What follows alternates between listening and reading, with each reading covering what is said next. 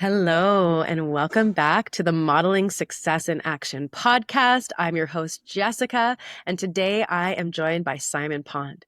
Now, Simon played professional baseball from 1994 to 2006, including a season in the MLB and representing Team Canada in 2004 Olympics. He played for 6 different organizations before retiring and starting his own company in 2010.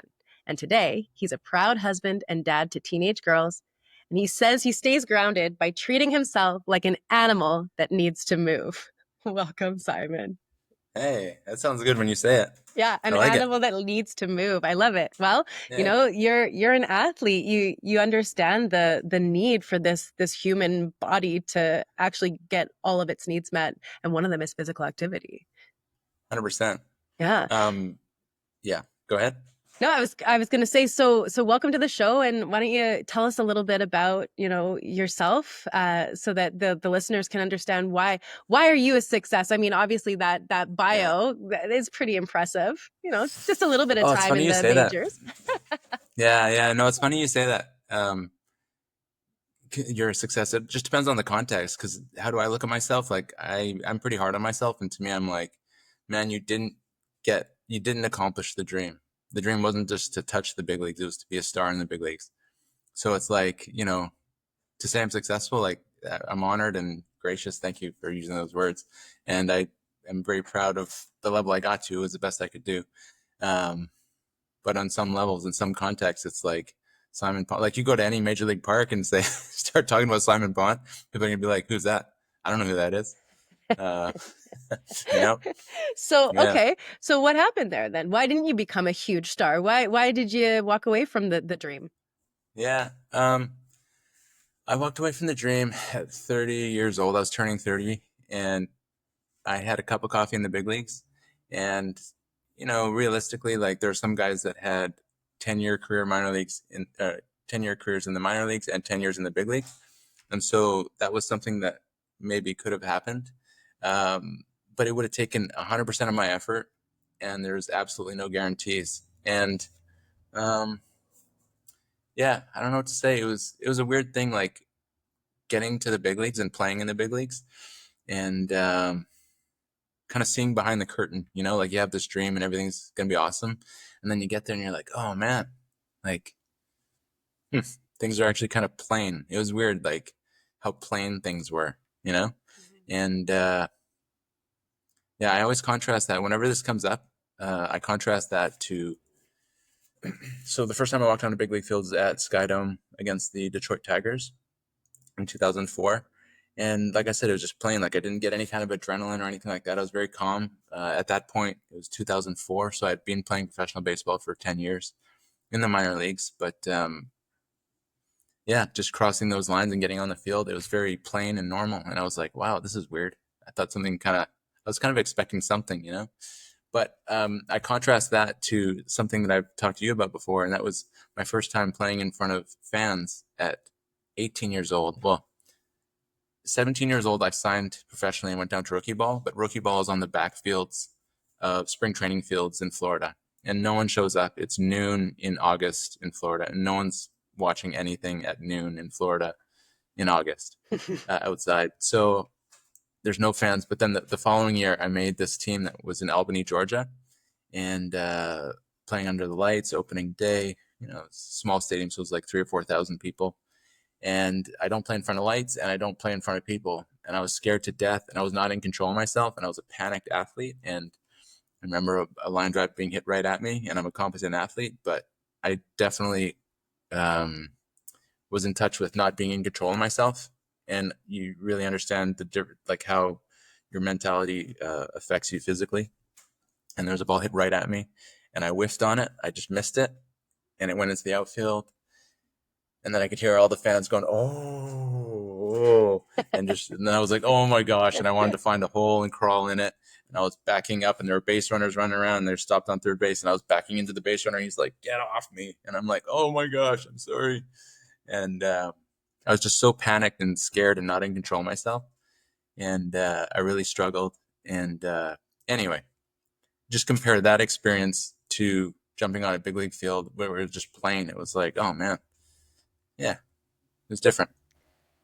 Well, I mean, from my perspective of why that might be different is, you already were so comfortable and used to the whole thing by the time for 10 years you've Yeah, been playing in front of, crowds and under the yeah, lights. And so the difference between, that and on it's just another field, right? It's just yeah, another crowd, right? So totally, your nervous system was going, "Oh, I've been there, done that," right? A lot of what absolutely. I do with my clients when it comes to fears is we're doing some rehearsal of how you want it to be, how it's going to be when you get there. And so Yeah, I when they love that. get in front of the thing, their nervous system's already going like, "Hey, yeah, of course. This That's is perfect. this is neutral, right? This Yeah, is yeah. yeah, that's perfect. Yeah. So okay, cool. So then you you got there and it was neutral, but is that the reason that you left? You were going, "Hey, Oh, this didn't feel as yeah. shiny as I thought it was going to feel." No, first off, I should say it was really hard. Like Yeah. everyone, like you, the minor leagues are, it's changed now, but just roughly speaking, there's rookie ball, short season A ball, high A, double A, triple A, and then the big leagues. So there's levels to this stuff. And if you're really kicking ass in high A, you get moved up to double A. If you're kicking ass in double A, you go to triple A, and then you go to the big leagues. If you're kicking ass in the big leagues, you're still in the big leagues. So like the range of big leaguers is actually broad of like guys and actual like next level crazy. And yeah, it was just day in, day out, really good players. And in the minor leagues, I had always been an everyday player. And it's hitting is there's so much timing involved, and it's just very challenging to hit, very hard to hit, and to be a good hitter. And in the big leagues, I had to sit on the bench and get a chance to play here and there. And just, when you get a chance, at the time I was 27 years old. So it wasn't like I was some 23-year-old prospect who's just like thrown out there until I fail, like miserably over the course of a season or two. It was like, you need to produce right now and get it done. And it was hard. And I didn't do well. And I went back to the minor leagues, and yeah, it just changed for me. I did not have the same death grip on it, that this was something that I had to do. And I touched the big leagues, and I was kind of, I don't know what to say. I was kind of at peace with not not having that be my dream, and be all end all thing. I just released a death grip on it. Yeah. Mhm.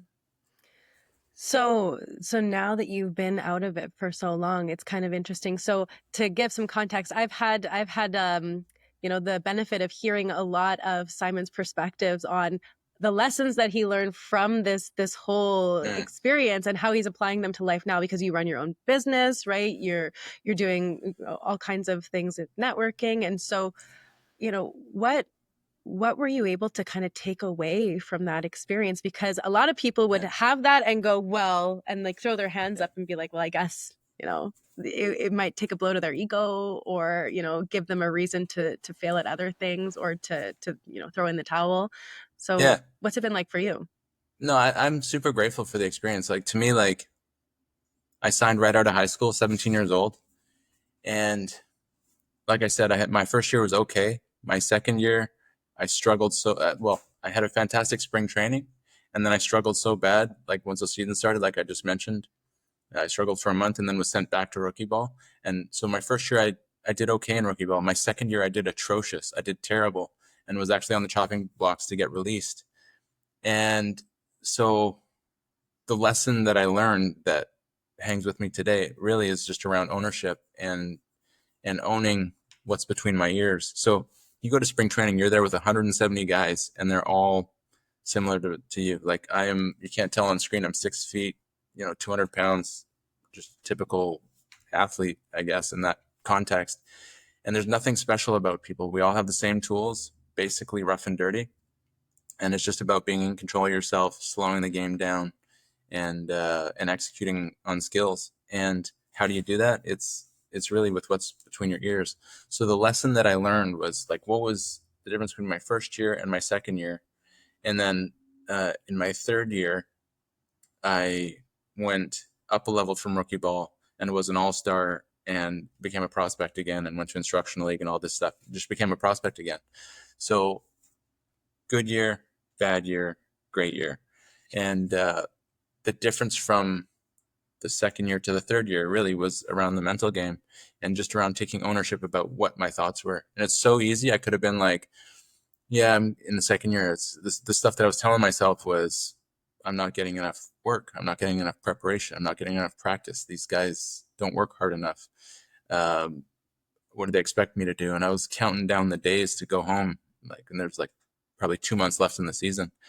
And so all this stuff was in my head as opposed to the, you know, um, there was a quote that I really liked that the manager put up in the clubhouse, and it was something around like everyone gets the same 24 hours, and it's not what happens to you, it's how you react to it that makes all the difference. And I was like, man, like that's just the truth. And I can you know tell myself stories of how I got screwed and whatever, or I actually, because I wanted to play in the big leagues, I can actually get my shit together and do it. And what does that mean? It means doing the best I can. If I need work, I need to find how to get work done. And so I'd get other teammates and we'd throw wiffle balls to each other in the parking lot or whatever. Like one time my dad came down, I remember my parents came down. I remember him throwing me wiffle balls like after a game in the lights in a parking lot, like just or early work with ground balls or whatever it is. Like I just had to get the work in, and I had to give myself the best chance I had at succeeding. And that was talking good to myself, talking kind to myself. Um, yeah, this brings up, I got to play with a guy named Sean Casey, who is a big name in baseball back in the time. I'm going to say he's not a great athlete. I'm sorry, Sean, if you ever hear that. But like, he's just like, he would, compared to some of the freaks out there, like he was just not that guy. But I got to play with him when he was rehabbing one time. And he just said, like, one thing I do well is I talk to myself well. And he would get centered.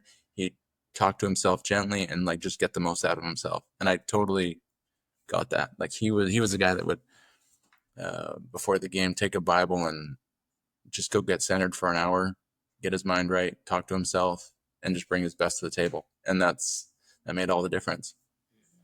Yeah. Well, I mean, in all things, not just sports, but I mean, we talk about being in the zone, like the right mood, the right attitude to get something done, right? Like even for somebody who's, an amateur and, they're trying to get more movement in because they're an animal and they understand that their body needs it, right? But they're talking themselves out of it or going, oh, I've had a long day. Oh, I'm so exhausted. Oh, just one more episode, right? But choosing the right mood can help you be able to get off the couch, lace up your sneakers, go for that walk, get to the gym, do your training, whatever it is. Right? Yeah, love that. Yeah. Mm-hmm. That whole thing of being an animal connected to your emotions or whatever, for me, like, the dog whisperer, Cesar Millan, Yes. He's got this thing. I don't have a dog, but I used to love watching the dog whisperer for a couple of reasons. One of them was he said it's exercise, discipline, affection in that order. So like if you're training a dog, you have to exercise it, and then it's discipline and then affection. The exercise is just you're an animal. You just need to go for a walk. You need to walk the dog. I love that. Mm-hmm. And I use that for myself. The other thing that I really liked was he would do the simulated bite on dogs. And so the dog's crazy and they do a simulated bite and the dog would go down on the side. And then eventually the dog would go like, yeah, and just relax. And I was like, oh my gosh, I need that. Like I'm freaking out. I need someone to just go, and I go, okay, what do I need to do? You know what I mean? Like I need a big dog to bite me and but like, you just know be what like, that calm is? down, man. You know what that is? That is literally What? surrender. That's going, I love can't that. win if I fight this, so I just have to let go. Yeah, I love it. Right? And in life, there's so many things where it's actually like we are fighting against the surrender like it's our job, but it's the thing that keeps us stuck. And then as soon as we just like, Yeah, we that's can awesome. actually, the resistance goes away. That's beautiful. I was just talking about that actually earlier today with someone around that, and it's about how your survival tools to get by on things as you're growing up in your adolescence, like sometimes they're not optimal, and a lot of it was to protect myself, let's say, from feeling whatever, as opposed to defending myself less, just surrendering to what is, feeling it, and then we get to have mature options on how we react. But if I'm trying to avoid something and whatever, I get we get weird and squirrely, right? We do do strange things when we're defended like that, right? So it's way more easy to be in acceptance. Yeah. No, I love that word surrenders. Yeah, it's amazing. Yeah, right. And for a lot of people, they might feel like it's a scary word, but it really is. Like it's the thing that lets you be free. Oh, it's so good. So I know right before we started recording this, we were having a little chat, and you were talking about this Theodore Roosevelt quote. So Yeah. the man in the arena quote so tell us about this quote again, because I think the audience needs to hear it. Yeah. Well, what is the you know the quote? What is it? It's Okay. like, So what I have here is, yeah, why do armchair athletes that yeah, just weren't given the tools yeah, otherwise be the star of, like, think that they would be the star if they didn't have the yeah. tools? So is that the So quote, or like what what is are we botching it? the actual quote from Theodore Roosevelt? Yeah. It's like, can I pull it up? I mean, can you? What's the man in arena quote? In arena quote. Let's read it. Okay. The short version. It's not the critic who counts, not the man who points out how the strong man stumbles. God, I want to fucking cry when I read this shit. Sorry. Or where the doer of deeds could have done them better. The credit belongs to the man who is actually in the arena, whose face is marred by dust and sweat and blood, who strives valiantly, who errs, who comes short again and again because there is no effort without error or shortcoming, but who does actually strive to do the deeds, who knows great enthusiasms, the great devotions, who spends himself in a worthy cause, who at best knows in the end the triumph of high achievement, and who at worst, if he fails, at least fails while daring greatly. So this is place, I don't know, whatever. So you get the gist of it. It's just like you're trying your balls off and you fail and you land right on your freaking face. And like, I know what that's like, trying and just absolutely sucking. Like, I dedicate my life to the sport, and guess what? I still don't get it done.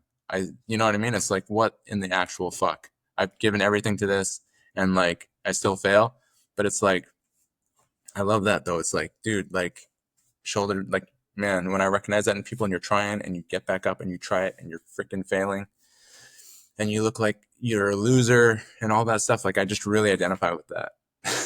But the So, beauty yeah, is that person that was in the trenches, the person that yeah, has the dirt on their hands, even if they failed, they yeah, got feedback, right? There's no such thing as failure. There's only yeah, lessons, right? There's right, only things that we go, okay, cool, I have new right, information now and I can act exactly. differently, right? Yeah, yeah, it's the critic, that other part that you were reading about, like the armchair Yeah. athlete who watches the results and is like, it's right there. Why are you swinging at that? Or like the hockey goalie, why didn't he just stop it? Or the guy, it's open net. Why didn't you? How did he miss this? How does he miss it? It's like, oh yeah, you're sitting on the, like. Yeah. Meanwhile, you're out of control of yourself watching a hockey game, and this guy's like got all this stuff going on, trying to be in control of himself and fails or whatever. You know what I mean? And like, yeah, I don't know. Yeah, it is. I mean, it's interesting because I feel like as humans, athletes aside, we're watching all the other people, right? We're Yeah, looking at people who are doing what we want to be doing, right? Or people that are maybe doing things that we don't understand. And when we're looking at it from a judgment lens, we are, it's a limited view, right? When we can be in a place of curiosity, or even being willing to model what we're watching instead of being in judgment or resentment of it, right? yeah, That's the key to growth. It's like the actual doing, right? right, The Instead of just thinking about it. Do you know how many people have yeah, told me, like, well, I just need to do a little bit more research about which gym I'm going to go to or which mm, class I can take, right? And you're like, right, do anything, any of them, yeah. doesn't Oh matter, man, right? Yeah. oh man, it's yeah, that's tough because I'm raising daughters, and like, I don't want to see them go through that pain, but of like falling on their face and trying and trying, like, it's tough to watch, But it's but important. it is absolutely important. And Yeah, so how do you teach them to get back up? Like how do you look at the realizing that the failure isn't the end, that it's just like, yeah. Oh, it's just dude, pushing you to the next thing. that's me. Like, I'm coaching them in softball, and I have a team of 11 girls, and I'm saying that all the time. And these girls, man, these are teenage girls, 15, 16, 17 years old. The self-talk is amazing, like amazingly bad. Like, say to them, like, hey, you're gonna have a great game today. Did you see what I just? You see that ball I just booted? I'm not. I'm like, you're talking yourself out of the most fantastic play you're gonna have the next play that comes to you, or like, you're one swing away from hitting a freaking bomb. Like, yeah, but I'm my timing's so off. It's like they're arguing against. They can't even say the words, or they can't even like. And it's funny because we get trained to be self-deprecating, right? Yeah. Like, you get a compliment and you automatically want to deflect away even, right? But what Yeah. we expect is what tends to be realized. So if you expect to do well, you're way more likely to do well than if you expect to miss the shot, right? Right. Yeah. Yeah. So, okay, cool. So then what is one thing that you put your attention on that makes everything easier, better? Yeah. This is pretty easy for me. Um, One thing that makes everything else better for me is getting centered. And that whole surrender thing that you talked about, to me, it's getting connected with the universe or God or whatever it is having like some sort of spiritual foundation starting there. And that to me makes everything else better.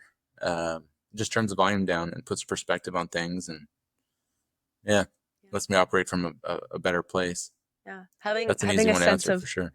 some faith, right? Yeah, Yeah. absolutely. So, can you give us an example of like an experience of when you've been able to use that to your advantage? Oh man, I live it. Like I Yeah. do it so frequently, so it's like I don't know. And like you talked about rehearsing things. Like I I don't know, all these things like it's so predictable. You know when these conversations are coming up with parents, with a player, with an employee, with a client. So you get to prepare for them. And that's when I try to just use that surrender thing, um, turn the volume down, connect with something greater, some God or whatever, and uh, and just know that I'm gonna act honestly and tell the truth and do my best, and whatever I get back, I'll basically be okay. Like you said, the faith. It's like Yeah. maybe someone's not gonna pay me a big fat check that they owe me, and it's like, okay, I can. Is that the worst thing? Like, say, my brain goes to I'm going to go bankrupt and I'm going to lose my house and all this stuff, and it's like, I don't know, Probably not, but if you probably did, not. you'd still probably be okay. I'd still, yeah, that's what I'm saying. Is Yeah. like I'd still be okay. I still want to. What's important to me? Well, I want to exercise. I like moving. I have a family. I'm married. I have kids. Like I want to be around loved ones. Like if we lose the house, like people have lost houses before. Like what am I the first person in history this happened to? So anyway, just yeah, getting connected to God, universe, whatever that is just yeah, just like I said, it takes the survival out of things. Because if I'm in survival, man, I'm eating that last piece of bread, man. I'm sorry, I'm selfish, but and I'm coming from a weird place. Hmm. If that's the mode I'm in. It's true, right? If we're in survival, we're not able to be thriving and feeling free and really enjoying and savoring our lives. Yeah. So that faith piece, I mean, really is the key. It's the foundation that I start with all of my clients, right? Hmm. Being able to just trust that as you do what you need to do, you really will be okay. Right. It That's helps. awesome. It helps all kinds of stuff. So, I mean, I can always cut this out if we need to, but we've got your testimony on the website, so it's not like Yeah. it's a secret. But Yeah. Simon came and had some hypnosis for a fear of public speaking, which Yeah. you might think is a little crazy since, like he says, he's been playing baseball in front of thousands and thousands and thousands of people. But when we first met and you were doing the networking thing, there was there was the fear of the speaking and the judgment. And so Absolutely. how have you found that having this connection to faith has helped with that? Well, I always had the connection to faith. So sometimes problems are solved with that, and then there's the practical like work that needs to be done. And so in this case, like I've played in front of people, I've done public speaking, it's fine. Um, in the context, you and I are in a networking group, and I do a presentation every week for 30 seconds or whatever. And it was prescribed. It was like, and I was trying to remember something. It wasn't just getting up and answering questions or something like that. It wasn't like shooting from the hip. Mm-hmm. And so it was a different thing. And I progressively got worse, which was weird. And so we're going alphabetical order. I know when I'm coming up, and I would get the dry mouth, like I've eaten 30 freaking crackers. And like, I remember like a few times like being lightheaded and my heart's going. I'm like, oh my God, if I like stand up and I might fall on my face here and pass out, like that's gonna be embarrassing. You But take it was someone out just with like, you. yeah, right. So that was where I was headed, and I was like, oh my gosh. And you had done your talking, and I was like, oh man, let's try this out. And you got into the preparation stuff and connected it to preparing, like, and just going over it and doing the work, and with the self talk, the recordings you gave me, that were amazing. And so really, it was transformative. Absolutely, 100%. And it just it gave me the math to produce an equation. I Mhm. was just standing up and I didn't know how to get that equation worked out, like Yeah. really, because I was just like rolling the dice, like, I'm usually fine. What's going on here? Oh, you know? Yeah. Yeah. So now when you do it, you're so much, and in fact, you know what? He has graduated from just 30 seconds to now he actually does a 2 to 5 minute presentation every single week for us, Yeah, at the front of the room. So it really has been a shift. And absolutely. yeah, yeah, it's cool to see it. And even now, I know right now we're shooting from the hip, so you're Yeah. comfy, but Yeah, this is great, man. yeah. And plus, yeah, I don't have to watch my language. Like if it's prescribed and I'm like speaking to 6-year-olds and we're talking about like real stuff, it's like, well, it's not appropriate and you gotta mute things a little bit. Yeah. Mhm. Yeah. And I do want to really point out too that faith piece is showing you the surrendering to all the stuff that you can't control, right? Mm, Because you can't control how good the other team is. You can't control if yeah. that client pays you. You can't control how people are looking at you when you stand up in a public setting, or how they respond to a conversation that you're trying to have with them, right? You Right. don't get to control any of those elements. All you can control is your mood, your Yeah. response, the way that you come in. And so it's been really kind of neat to hear that, so that other people who are listening can maybe start to model that, because it really does set you free. Absolutely. Hmm. That's a game changer. Yeah. So is there anything you want to leave the listeners with before we wrap it up today? Is there, anything that they could go and start, modeling you about? Oh man, I don't know. You know what's funny is, what annoys me is people who come from a place of authority and tell you what's what. You know what I mean? I listen, I learn from like shoulder to shoulder players, like, hey, this is what worked for me. Yeah. Like I hate hearing you should go do this. I love that saying, don't shit on me and I won't shit on you. You know what I mean? Like, just like, get out of here. I know I'm supposed to be brushing my teeth and I'm supposed to floss twice a day and I'm supposed to save 10% of any money that comes in and I'm supposed to like do that. It's just like, I know there's a zillion things I'm supposed to be doing and maybe I'm not doing them. And it's like, I'm supposed to, I don't know, man. I'm just doing just doing the best I can, man. Trying to hug my kids, tell my wife I love her, show up for clients, take care of myself, like, I don't know, man. Yeah. Okay, so for those of you listening, that what I'm seeing here is that Simon is, he's getting benefit out of life by staying in his own lane, Mm, focusing on what he can control, focusing on what's important to him, and making that the thing, that the value and the purpose in life. Yeah. yeah, Yeah. Right? Did I distill that down well? that's great. Absolutely. Yeah. 100%. Okay, awesome. Well, this has been really great. This has been fun. And I hope that everybody who's been listening today now knows the name Simon Pond, so that when they're in the baseball arena, they can go, I know that guy. Yeah, right? Yeah, you're a big name now.